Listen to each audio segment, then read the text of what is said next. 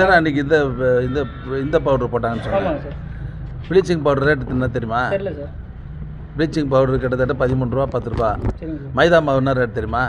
நீ தானே கேள்வி கேட்ட? 40 ரூபா. ப்ளீச்சிங் பவுடர் எவ்வளோ சார் இருக்காங்க மாநகராட்சியில்? எது ப்ளீச்சிங் பவுடர் எவ்வளோ சார் டென்ட் விட்டுருக்காங்க? எந்தெந்த ஊருக்கு எவ்வளோ தேவையோ அந்த அளவுக்கு விட்டுருக்காங்க. 15 ரூபாய்க்கு ஏன் சார் 55 ரூபாய்க்கு அப்புறம் டென்ட் விட்டுருக்காங்க?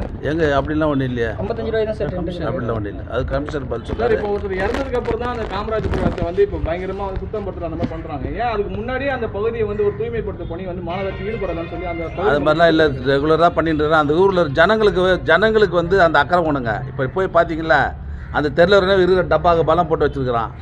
நீங்க போய் பார்த்த இடத்துலயே கழிவுநீர் ஓடையெல்லாம் வந்து தூர் வராம அப்படியே இருக்கிறதே நீங்களே சொல்லியிருக்கீங்க. இப்போ மக்கள் மேல குற்றம் சாட்டுறீங்க. அப்ப மாநகராட்சி மக்கள் மேல நாங்க என்ன குற்றம் சாட்டுறோம்? அப்படியே வச்சிருக்காங்க. நீங்க தான் சார் சொல்றீங்க. இப்போ மக்கள் மேலே தப்பு இருக்குது இல்ல? ஆமாங்க சார். இப்போ மாநகராட்சி மேலேயும் அந்த கழிவுநீர் ஓடைகள்லாம் தூர் வராம இருக்குல்ல சார், அதுக்கு என்ன சார் பதில்? நல்ல தூர் வாரி தான் இருக்கிறோம்.